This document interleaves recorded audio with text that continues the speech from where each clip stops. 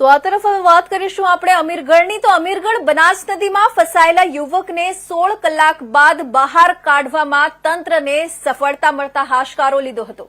રાજસ્થાનના ઉપરવાસમાં ભારે વરસાદને લીધે બનાસ નદી ખતરા પર ચાલી રહી છે, ત્યારે ગતરોજ એક યુવક નદીના પટમાં ફસાઈ ગયો હતો।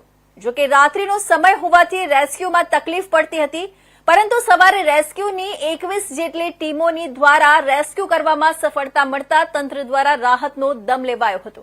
બનાવની જાણ થતાં બનાવ સ્થળે લોકોના ટોળે ટોળા એકઠા થઈ ગયા હતા, જ્યારે પોલીસ, મામલતદાર, પંચાયત, પરિવાર સહિત 108-112ની ટીમ સ્થળ પર દોડી આવી હતી અને યુવકને બહાર કાઢી દવાખાને લઈ જવાયા હતા।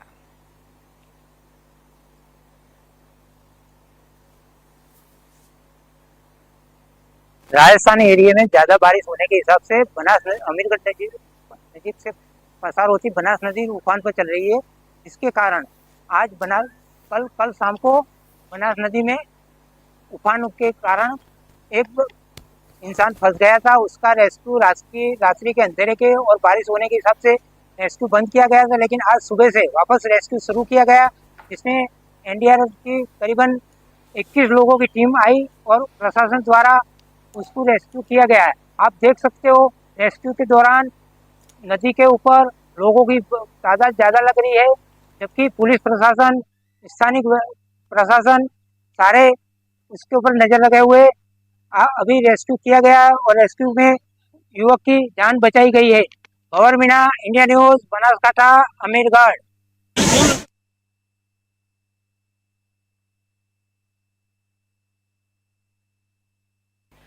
તો અમીરગઢમાં બનાસ નદીમાં ફસાયેલા યુવકને 16 કલાક બાદ સલામત બહાર કાઢવામાં તંત્રને સફળતા મળી છે। ઉપરવાસમાં ભારે વરસાદને કારણે બનાસ નદી ખતરા પર વહેતી હતી અને આ દરમિયાન એક યુવક નદીના પટમાં ફસાઈ ગયો હતો। આખરે તંત્રની જહેમત બાદ સવારે યુવકને બચાવવામાં આવ્યો છે।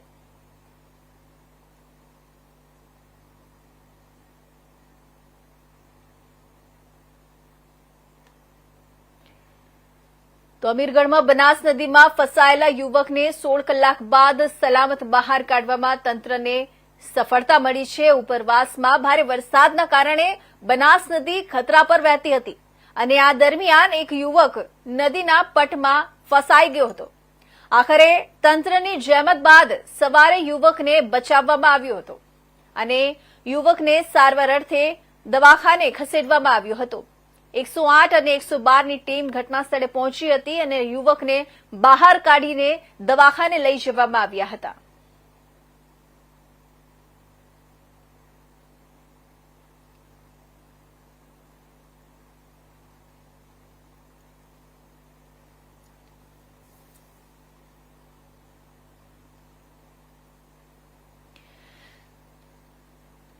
તો આ તરફ અમીરગઢની વાત કરવામાં આવે તો અમીરગઢમાં બનાસ નદીમાં ફસાયેલા યુવકને 16 કલાક બાદ સલામત બહાર કાઢવામાં તંત્રને સફળતા મળી છે। ઉપરવાસમાં ભારે વરસાદને કારણે બનાસ નદી ખતરા પર વહેતી હતી અને આ દરમિયાન એક યુવક નદીના પટમાં ફસાઈ ગયો તો આખરે તંત્રની જહેમત બાદ સવારે યુવકને બચાવવામાં આવ્યો છે। આ સમગ્ર બનાવ અંગે વધુ માહિતી માટે જોડાઈ ગયા છે અમારા સંવાદદાતા ભંવરલાલ। જી ભંવરલાલજી, યુવક બનાસ નદીના પટમાં કેવી રીતે ફસાઈ ગયો અને તેની પ્રાથમિક માહિતી શું છે?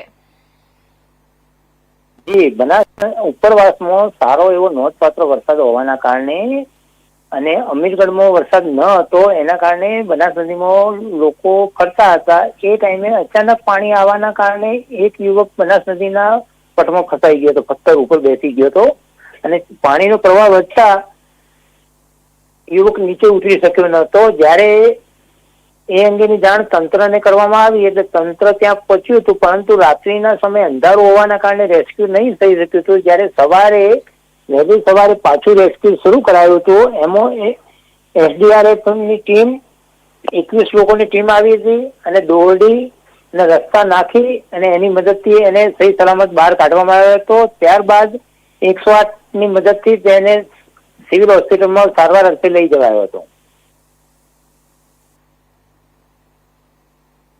જી, આ રાત્રિના સમય રેસ્ક્યુ કામગીરી દરમિયાન કયા મોટા પડકારો સામે આવ્યા હતા અને તંત્રની કેટલી ટીમો જોડાઈ અને આખરે કેવી રીતે સફળતા મળી, એ વિસ્તૃત માહિતી જણાવજો।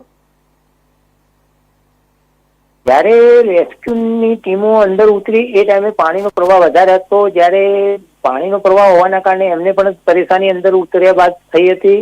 જોકે રેસ્ક્યુ ટીમના રસ્તા અને ટ્યુબની મદદ લેવાઈ હતી. જોકે એ ટાઈમે ઘટના સ્થળે મામલતદાર શ્રી, પોલીસ સ્ટાફ, તમામ સ્થાનિક વહીવટી તંત્ર ત્યાં હાજર હતો અને એ યુવકને બહાર કાઢવામાં એમને સફળતા મળી હતી અને તાત્કાલિક 108 હાજર રાખી અને 108ના મદદથી તેને સિવિલ હોસ્પિટલમાં સારવાર અર્થે લઈ જવાયો.